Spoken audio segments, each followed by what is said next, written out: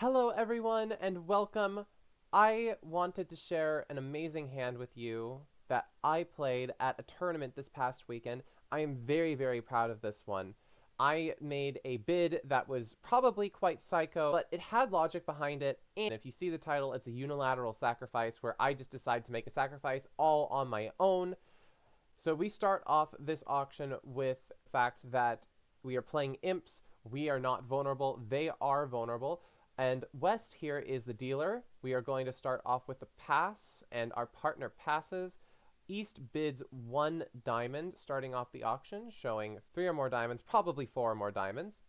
And I decide to bid 1 heart here. You can make the decision here to bid 3 hearts or possibly even 4 hearts because you're not necessarily that interested in game with your hand opposite partner's passed hand, although there are still possibilities, and the fact that there were possibilities, I decided to bid 1 heart here to just get some information from partner if they have any.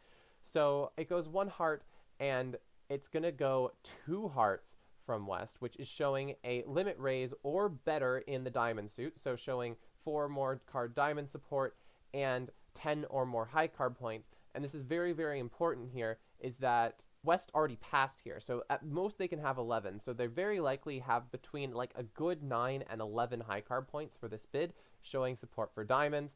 Our partner decides to pass, and then it goes 3 diamonds from East, showing a minimum hand.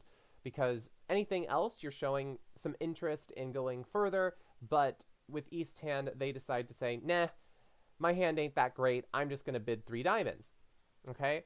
I pass at this point because I'm like, I don't want to get involved in this auction, and if they're just going to stay in 3 diamonds when there's a chance that they have a game, I'm looking at my hand and I'm like, well, I have absolutely no defense for diamonds. I have defense for no trump, but we'll see where they get when they get there. So my worry at this point is that they have a double fit in clubs and diamonds, and despite them having minimums, they might have a distribution in which they can make 5 diamonds or 5 clubs.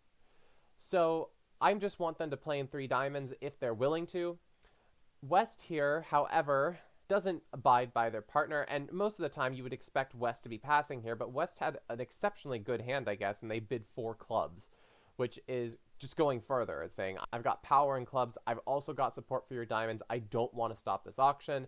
And then it goes pass, and then East bids 5 clubs, stretching for that vulnerable game at imps. And I'm looking at my hand. Partner has not bid once at all here. They haven't given us any information whatsoever.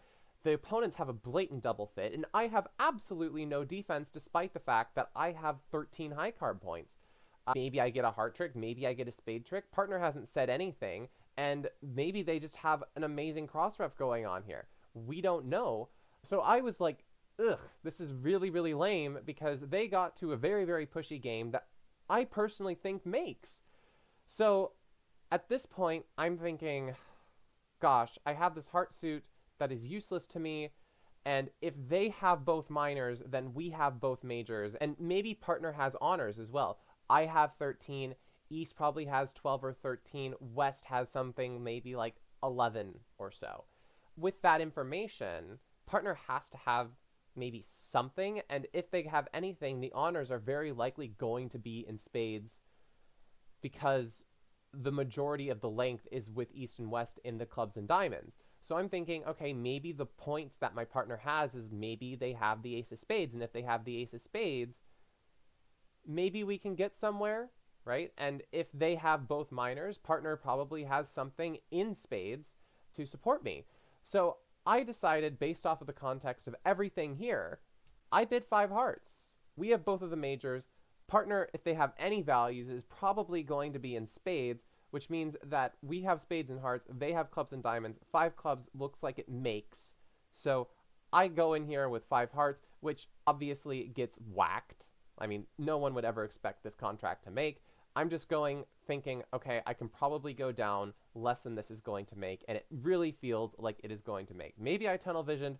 Let me know what you guys would have bid here in the comment section down below. But now we got ourselves into a pickle, 5 hearts doubled. How do we get ourselves out of it? So we start off with the 7 of diamonds lead from West. They play standard leads. This feels like it's third best, just leading partner suit. So the other thing we know is that West does not have the ace of diamonds. That is for certain. And yeah, I'm thinking, well, we have a bunch of tricks here. I would have very much preferred partner to have the ace of spades as opposed to the jack of hearts and the king of diamonds. But when we hit partner with 4 hearts here, we can't really complain all that much. I'm seeing that we have 2 diamond losers, 1 club loser, 3 spade losers. All right, so we need to prevent a loser here somehow, and it looks very, very difficult. It might be with the spade finesse. So we start off by playing low. There's no point in putting in the king. It's very unlikely that anyone is going to underlead the ace of diamonds. So we play low here, and it goes jack, and we play low. And then they return the king of clubs, okay? So this gives us some very, very good information. It means that East has the king, queen of clubs, and West has the ace of clubs, because if East had the ace, king, queen, then they would have probably just led the ace, right? So now we know where a lot of the honors are. We know that the king, queen of clubs is with East, and the ace, jack of diamonds is with East. And we know that the ace of clubs is with West. And we have to remember here, in this situation, the high card points that both sides have shown. West at most has 11, but they have to probably have 11 for their 4 clubs bid, or else it's probably quite psycho. East has probably 12 or 13 because they did not show any interest when partner showed them a limit raise. So we'll keep these high card point counts in our mind. So far, we have East placed for a total of 10 high card points and West placed for a total of 4 high card points. So we play low, it goes low, and low, and low. And at this point, they lead another club, okay? We play low trump, club, club. So this all is going to depend on the spade suit, because there's no way to avoid this diamond loser. So how are we going to avoid getting 3 spade losers? Assuming that they make their 5 clubs contract that they got themselves to. That would be minus 600 for us. So what we need is to get minus 500 here, which would be down 3. We've already lost 2 tricks, so we only can allow ourselves to lose 3 more tricks here. We know we're going to lose 1 more diamond. We know we're going to lose 2 spades. But the 3rd spade, we need to find some way to get a spade trick here. The most clear way to get a spade trick is to finesse for the queen, right?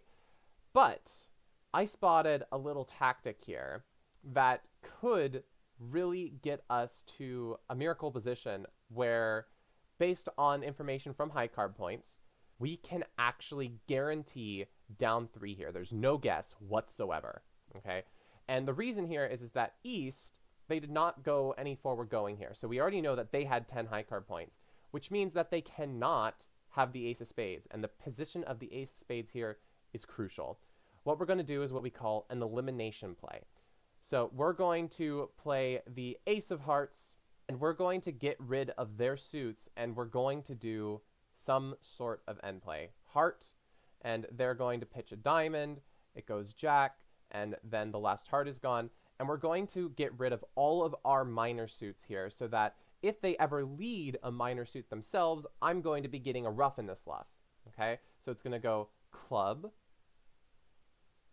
and then we trump this. We trump it high to maintain communication if we happen to need it, and then we play the 10 of diamonds, which gets covered by the queen. It goes king, and then ace of diamonds, and they make the mistake of returning another diamond here.